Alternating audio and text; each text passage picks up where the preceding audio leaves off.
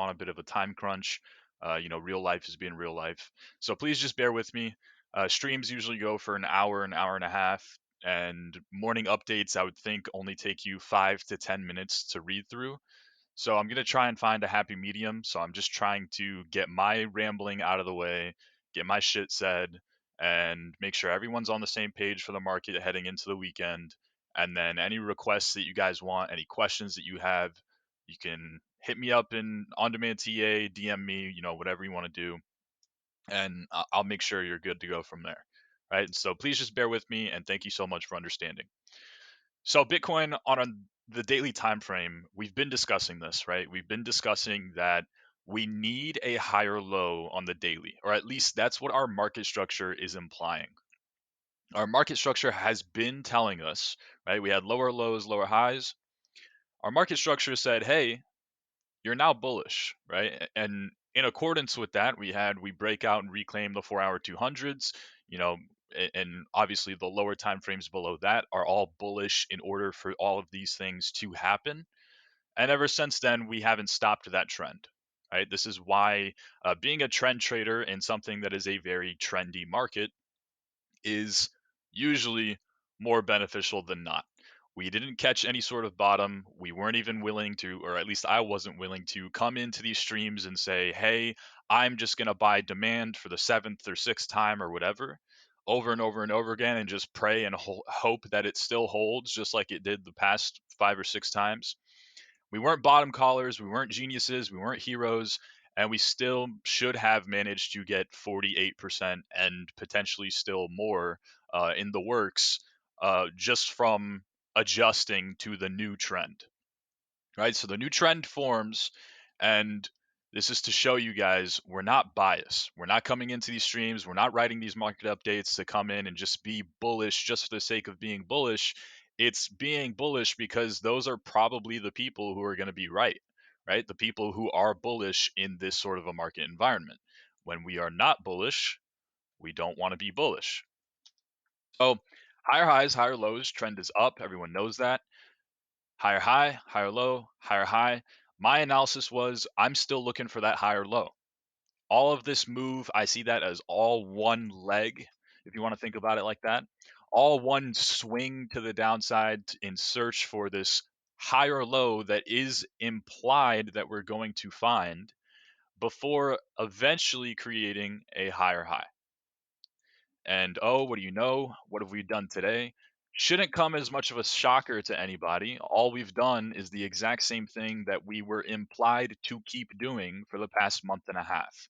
Obviously, this analysis is no longer going to work at some point in time, right? When that day comes, we will adjust. If that day comes, we will go bearish, right? Be ready and willing to adjust. But in the meantime, play probabilities. So we found our higher low. It's very obvious now in hindsight. There's no debating against it because here today we've created a higher high, right? So this was the higher low. We found support along the 47K daily demand zone and the 200 daily MA, this is the green one, sort of in confluence with that. So we've been discussing, or I've been discussing, next target for me is truly this 52.5K region. And that's just the next daily resistance. Remember the mentality of, hey, we break this resistance level, we probably head up to the next one. We break that one, probably head to the next one. Break this one, probably head to the next one. Just keep repeating that process over and over and over again. And in the meantime, if our lower time frames show us weakness, we can adjust. We can say, hey, we've already locked in our higher high. Now we're going to look for our higher low. You can sort of try and pinpoint areas where it makes sense to either find your higher low at, or we're going to break down from that area and then maybe we don't find a higher low at all, right? Maybe the trend truly is flipping on the higher time frames now, and we need to adjust across the board in like a whole market environment. And then the third thing, so that was A and B, and then C would be if instead we never reach your area of interest where it's either do or die, you either find this higher low at that area or you don't.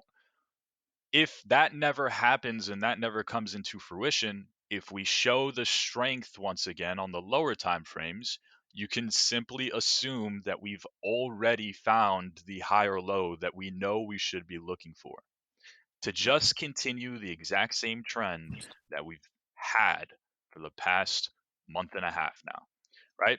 So meanwhile, I'm fully anticipating 52.6K or whatever, this little random line that I have drawn. We break above that. I think next 4-hour supply zone is somewhere around here in 55K. Break above that.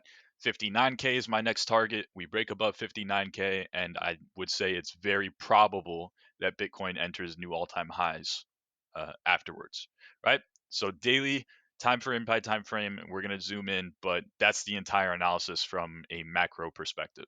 So now that we have a mindset adjusted for the higher time frame perspective, now we can zoom into our lower time frames. Right, so my area of interest, if you guys don't know, are these 4-hour 200s. Every single time that these market or that the 4-hour market structure breaks down, right, we have an uptrend and then our 4-hour market structure breaks down. We form lower highs and lower lows. I'm going to target these 4-hour 200s. In my mind, if I'm taking profit, if I'm scraping some off in my investments, whatever I'm doing, I'm looking for these 4-hour 200s to get tested for the daily trend as long as they don't invalidate that daily market structure, right? Meaning, as long as our 4-hour 200 MAs are still above our most recent higher low on the daily, that's going to be the area that I'm targeting as long as we are in downtrend, right? So when we're not in downtrend anymore, when we break that structure bullishly, when our 4-hour resumes the uptrend and now every single time frame is back to bullish again. Someone doesn't have their mic muted. Please mute your mic for me. No hard feelings. But when you're back into this uptrend, when you break your structure bullishly again, you can probably assume that this is your higher low. So you could have said that here, and maybe it wouldn't have worked. Actually, a 4-hour structure would have still been bearish. But once you flip these lower time frames back to bullish again, you know that your daily is already bullish and telling you, hey, we're probably going to find a higher low, right? We're probably going to continue trending upwards. That is the trend. Then you can just assume that the trend, the higher time frame trend, has taken priority and that you're not going to get your ideal region anymore. You can cross this out of your mind, right? Move it away. It gets put on pause. As long as we have this break in structure and our lower time frames are uptrending and in confluence with what the higher time frame is already telling us. So now at that point, you have every single time frame is telling you uptrend. It's not Mercury telling you. I am the messenger of the markets, right? I'm here to tell you what price action is saying. This is not my opinions or thoughts or bias. This is, hey, we formed a lower low, but we formed higher high. That higher high ended here. And from there, we found higher low. And oh, look at this. This is a higher high. Guess what? We're uptrending, right? If every single thing is uptrending, it's kind of logical to assume that we're probably going to keep doing the exact same thing that we've been doing for the past month and a half. And that, for me, means target this region, right? Target this, expect it to get hit. And if it does not get hit, adjust and start anticipating that lower, right? And then adjust again if your lower never happens. So 4-hour market structure bullish, breaking out of this like sideways range that we were in. We threatened expansion yesterday, and what we mentioned in yesterday's morning update, if you haven't read it, go read the hourly analysis for yesterday's morning update. It is beneficial. We discussed, we were at this region, right? We were consolidating at this, what theoretically should have been demand or supply turning into demand, right? This is supposed to be a back test. You find support here, that's your higher low, and you keep going for more, right? When we did that on yesterday's morning update, we mentioned that it's either going to be the refueling area for another push upwards, and now this is our higher low, we have bullish structure or whatever, or It's the break point before a slightly bigger pullback into what we could only assume is mid-range along these hourly 200s, and that's where we find the higher low, and that's where we continue the trend. That was the hourly analysis for yesterday's morning update. If you haven't read it, go read it. It takes 3 minutes to go see what I'm talking about. And it's not that I want to claim clout for the analysis that I made. It's that this is the exact same mentality that we're going to approach the market with each and every single day. It either works or it doesn't, right? But as long as it keeps working, we're going to keep doing it. So it's just looking for that ideal region. It was either here or here. If you go below these hourly 200s, you're probably fucked, right? Let's be honest. You broke your structure and you should have theoretically, sorry, flipped either this region or this region into support before continuing that structure break, and you couldn't even manage to do that. That means this entire move was a fluke. You're probably heading back down to here. If you test here for the 1, 2, 3, 4, fifth time, it probably breaks down and you probably get a much deeper pullback into those 4-hour 200s that you so desperately wanted, right? It's the same exact mentality. It's copy and pasted. It's day in, day out. Only the context change, right? So that's the Bitcoin analysis. Hopefully, everyone understands where we're at right now. And moving forward, the only real thing that I can tell you is I'm just going to keep looking for higher lows on the 4-hour along these hourly 200s. Right. And in the meantime, this could very well be a local top, but it also could not be. Right. This looks like a local top to me. This looks like a local top to me. I can't tell you why this time would be any different than all these other times. And only one of these times I would have been right. Right, so we could pull back. Pullback wouldn't mean much. Still uptrending structure. Still theoretically should be good to go for launch expansion up into 52.5K.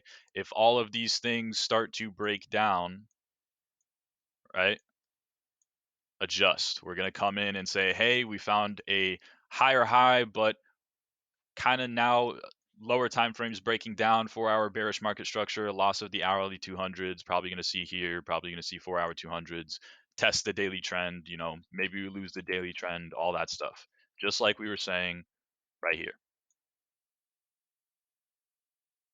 So that is Bitcoin, but I'm sure a lot of you are more excited about this ETH analysis. I know I am.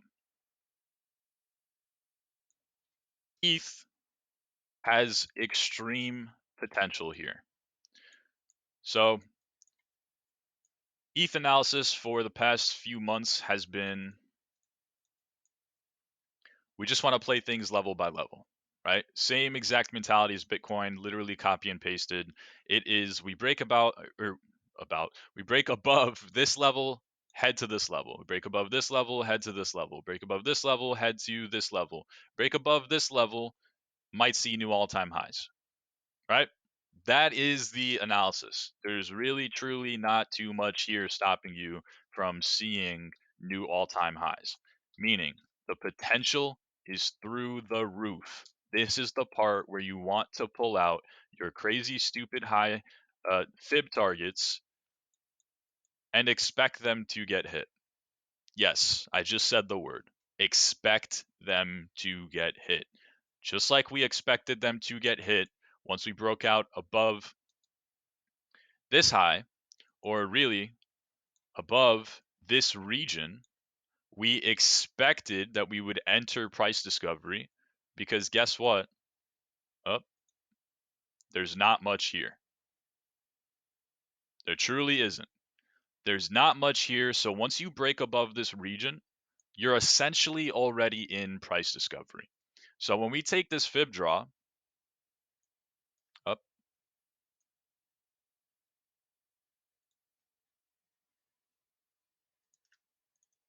when we take this fib draw and we tell people in the middle of, or I'm sorry, early January, when we say, hey, our target for ETH, the first target that we have for ETH is 2250.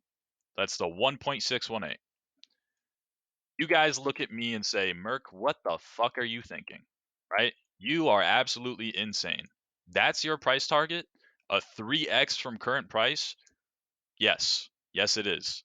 It just makes more sense to anticipate up for who knows how long and anticipate up again, right? And the people that said, oh, you're crazy, 1.618, 2250 or whatever, that's moon boy calls, you're absolutely insane. That's never going to happen. They told me the exact same thing when we say, all right, now that we're above the 1.618, I'll just simply target the 2.618. That's 3580, right? So then that happens. So now what are we going to do? We're just going to target the next fib and the next fib and the next fib and the next one after that. So if you're going to keep using this fib draw, and honestly, I don't see any reason not to, you really can just delete this one and keep going with the initial one from the high to low um, from 2017 high. If you're going to keep going with this fib draw, it's worked pretty decently so far. 3.618, 4920, 4.236, 5750, over and over and over again. And we are adamant that these are going to get hit until something on the chart tells me to stop anticipating that these are going to get hit, right? So this analysis only works. The Moon Boy analysis, the hey, my target for ETH is 49.25 or whatever, that Moon Boy sort of analysis only works if you have an invalidation. If you're going to be the person who has these crazy, stupid high targets, but you don't know when you're wrong, not going to make it. Right? Everyone loves that meme on Twitter. That's probably my favorite thing from crypto is not going to make it or are we all going to make it. But if you don't have an invalidation, you're fucked. You're putting yourself in a position to potentially lose everything, and you don't want to do that, right? My invalidation for ETH personally is always going to be these 4-hour 200s until they stop getting respected to the T as macro bottoms and macro tops. That's what they've been doing since March of 2020. And just historically, ETH likes these 4-hour 200s just in general. But since March of 2020, they have been consistent macro bottoms and macro tops. So right here, you can't give me an argument as to why this top is any different than this top, or why this top looks scary, or this top, or this top, or this top. So you can't convince me that this is a top until after we break down from the 4-hour 200s. This is the part where I come in and say, all right, you were right. This time was different. Kudos to you. And I probably need to get the fuck out of ETH. Right? But until then, until we get to this point, how do you know that this time is any different than this time, or this time, or this time, or this time, or you get the point? And my honest answer is I don't. I can't tell you that it's any different. Honestly, I can't in good conscience tell you that this time is different than the last time and that it's a macro top and that you need to get the hell out of ETH immediately and sleep well at night. I can't do that because as far as I know, this time isn't any different. This 4-hour candle looks scary. Okay. So did this one. So did this one. So did this one. So did this one. How do you know it's different? I won't know until my invalidation comes into fruition. This is the point where I know, or I can assume at least, that I probably should get out of ETH. But until then, the same mentality that is keeping me to where I'm holding through all of this drawdown, this, 5% drawdown or whatever, oh my God, it's so scary, is the same exact mentality that had us bullish since this point. So the same exact mentality that forced you to hold for this 10% drawdown is also the exact same mentality that should have had you bullish on the way up for this 60% upside. And you can copy and paste this analysis to any of these other moves, the same exact mentality that would have had you bearish for this 18% or bearish for this drop of 20% is also the same exact mentality that rewarded you by being bullish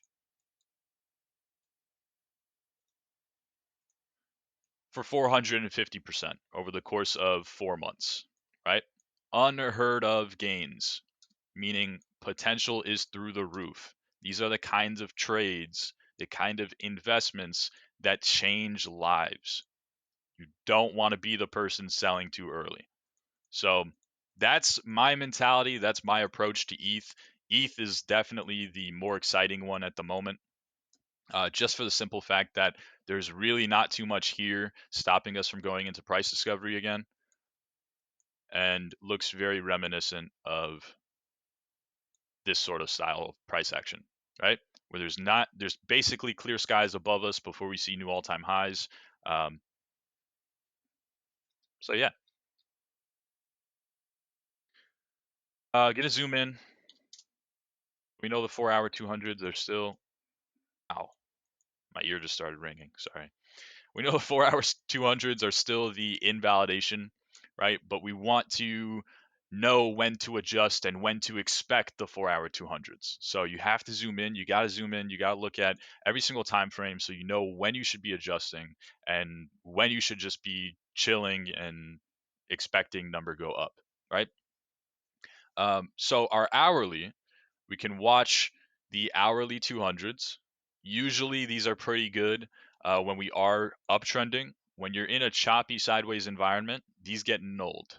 Meaning if you're trying to trade the hourly 200s in this sort of market environment, you're probably not going to do too well. Your portfolio might hate you a bit. And by a bit, I mean a lot. So usually these hourly 200s are pretty solid. Nice intraday bounces to find that 4-hour higher low that we know that we should be looking for. And we can also use the 4-hour market structure as well. So just simply saying, hey, this was our higher high. This was the higher low. This is a higher high. So now if we break down below this low, that's a break in the structure. If we form a lower high before breaking down below this low, that's a confirmation of a downtrending structure. So then you want to target, all right, probably going to come down to this 4-hour demand zone again.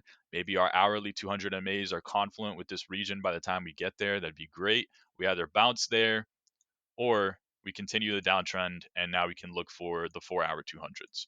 Same exact process, but now we're looking on the daily, right? Now we're trading the daily trend.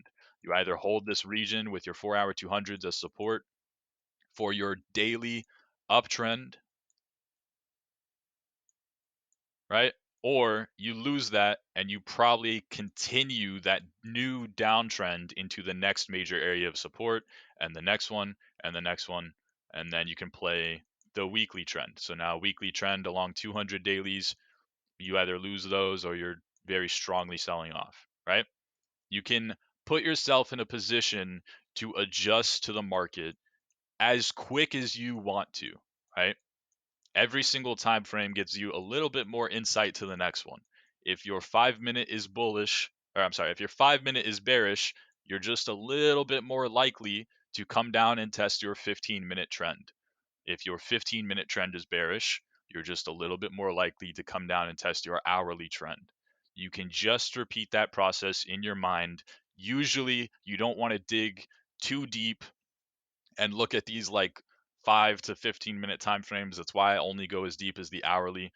Usually any sort of drawdown on like the hourly isn't really going to hurt you too much, and it saves you a lot of mental space, right? A lot of mental real estate. You're not obsessing over this chart. You can't sleep at night because you're invested in ETH and you don't want to potentially miss out on like negative 10% if we break down or whatever. So usually I just keep it down to the hourly and we go from there. But that's the mentality for ETH right now. And that's going to be the mentality as long as the chart is not showing any signs of weakness on what I would say is a relevant time frame. So hourly and above. All right. Very quick ETH BTC analysis. Level to level, right? Level to level over and over and over again until something changes. So ETH BTC showing a lot of potential here. Oh, we got rejected by like this high or whatever. You could say we SFP'd it. Actually, no, we didn't.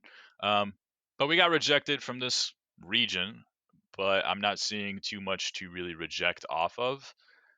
So in my opinion, this looks ready to continue up into the weekly supply that we've had our eyes on since the start of 2021, right? Since the minute we broke above um, this weekly supply zone, we just kind of said, all right, let's target the next weekly supply zone. Came up to it, macro top. So here we are again. Every single time frame is confidently bullish. Every single time frame is telling us up is the trend. Expect up, right? From your 1 minute to your weekly, doesn't matter. They are all saying up is the trend. Expect the next resistance to get hit, and you don't want to stray away from that mentality until some sort of weakness shows up. Just like we're saying, expect down. You don't want to stray away from the I am expecting more downside mentality until some sort of strength shows up, right? Same exact analysis, no bias here. This is just what the chart is saying. Zoom in further. 4-hour market structure, higher highs, higher lows. Didn't quite come down and test this region, would have been ideal, but higher low, higher high, and who knows when this stops. Is this the higher high and then we pull back again and we continue? Is this the macro top? Is this a local top? No one knows. Just keep anticipating the trend and chill out, do whatever. And yeah, ETH BTC, very strong, very potent uptrend. Probably don't want to fight this. About it. Every single time frame, right? Hourly, same exact thing, higher highs, higher lows. Not too much to say here. As for trends on ETH BTC, not sure what this likes.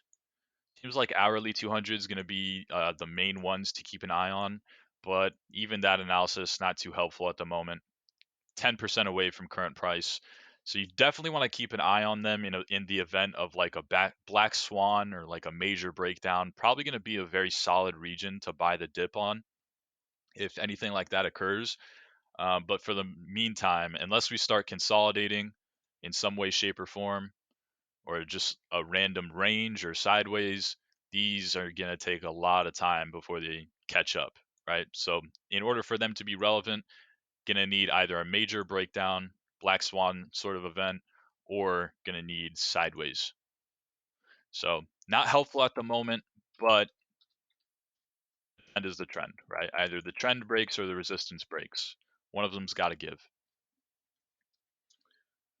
And then last but not least, whoops, ETC dominance.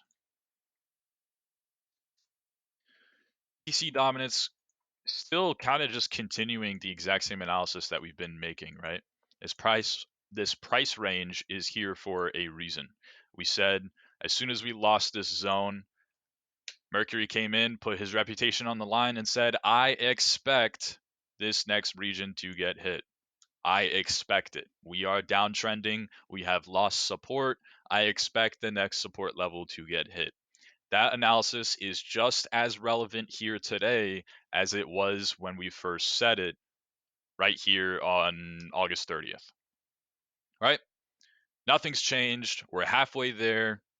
Doesn't really make sense to me as to why we wouldn't get there. I don't see anything on the chart telling me that I need to shift that analysis or change it. The trend is still trending, and I'm just going to expect the next support level to get tapped.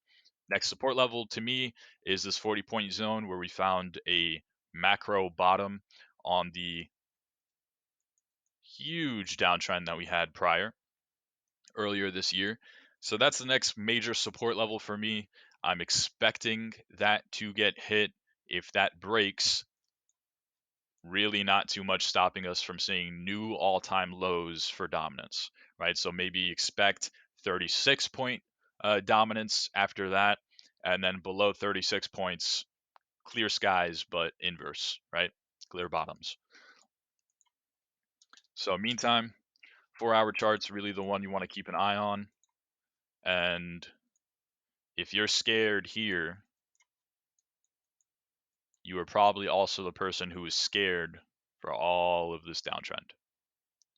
So I don't know about you, but I would rather throw my emotions out the window and just kind of keep playing the trend and anticipate that any sort of major um, spike in dominance or whatever is just another opportunity to get reallocated and add profits back in, or expose myself if I'm not exposed or whatever, until something changes, until something tells me, hey, this time is different. So 4-hour 200s are truly the major invalidation that I'm watching for dominance. But in the meantime, try and find something better, right? Because truthfully, it wasn't too scary because all of this downtrend was hourly 200 MAs. Hourly 200 MAs, exact top, exact top, exact top, exact top, exact top, right? So we had a very quick invalidation. Right here was, hey, hourly 200 MAs broke. This time might be different. And then major reversal, right? 12% move just into the 4-hour 200s. And we know that that's the major decision point. That's the true decision point. That is the, if the hourly 200s are the light bulb that goes off that tells you, hey, this time might be different, the 4-hour 200s should be the nail in the coffin that kind of locks in that idea. That's how I like to think about it. So, can't really make too helpful of analysis, unfortunately, on the 4-hour. Obviously, true invalidation to me is all the way up here at 44 points, but we can try and find something in the meantime. It looks like hourly 200s still doing an amazing job of keeping price action suppressed, and I can only anticipate that with this sort of downtrending momentum and the past couple of reactions that we've gotten from these hourly 200s, as long as we have had this downtrend, I can only assume that any sort of test into them is going to see a similar or the exact same result. And then if it doesn't, we adjust. We say, all right, probably going to see that move up into the 4-hour 200s, maybe de-risk some exposure. And then if the 4-hour 200s also flip, I'm going to pretend like those are right here. Then this is where we want to say, all right, maybe it's time to get the fuck out of altcoins. So time frame by time frame, gonna try and do my best to give a quick invalidation on all of these analysis, right? Want to be able to adjust to the market, but also want to have the ability to reap the reward that the market has the potential to give us whilst spending the least amount of mental real estate. Do not, I'm telling you, if there's one thing that you take away from today's morning update live stream, whatever you want to call it, do not be the person obsessing about price action. Do not be the person who cannot sleep at night because you're thinking about what is Bitcoin doing. Do not be the person who, when you're out to dinner with your family, you can't even enjoy dinner because you have to go into your phone and look at TradingView. Do not be that person. Put yourself in a position to succeed no matter the outcome. And in the meantime, enjoy the fruits of your labor. If you're invested, stay invested. If you need to take profits, take profits. It's that simple, guys. It's all a mental game. If you put yourself in a position to where you can potentially succeed mentally, you'll be just fine. If you're an emotional wreck, I hate to tell you, but SP is not going to help you, right? Signals, even if every signal that Martian puts out goes to TP4, somehow, some way, you will still find a way to lose money because your mental state is not adjusted. So fix that. If you need time to work on that, the weekend is there for a reason, right? Weekends tend to suck for crypto. It's either sideways or extremely volatile or choppy or whatever. So take some time off, do whatever you need to do, put yourself in the mental position to where if this happens again, you succeed. And if instead this doesn't happen and we are right here, and right here means reversal all the way towards the upside, and we just never stop, make sure you can still succeed. Put yourself in a position to succeed no matter the outcome, and you will be just fine. I know a lot of you are either heavily exposed to altcoins and absolutely just loving it, and you don't even know if you should take profit at all. And then probably the other half of you feel like you're very underexposed to altcoins. And now you're stressing yourself out about, do I need to FOMO in, and am I going to buy the top, or do I need to, whatever. So emotions more than anything, mental space more than anything, and then the market comes after all that. All right. Thank you guys so much. Thank you so much for understanding that I'm just on a really weird time crunch today. Don't have time to do morning update and then live stream and everything else that I need to do for my other jobs. So I really appreciate you guys. I hope you enjoyed this stream. If you guys actually liked this, let me know. We can implement this into SP and have it like a recurring thing. If not, then we'll just go back to our regular stuff. I plan on keeping it the exact same way that it's been. So if you hated this, if you didn't like it, don't let that scare you. It's just an idea. I enjoy feedback as long as it's helpful criticism. All right. Thank you guys so much. Hope you enjoyed today's stream. And that's going to be it from me. Have a nice weekend.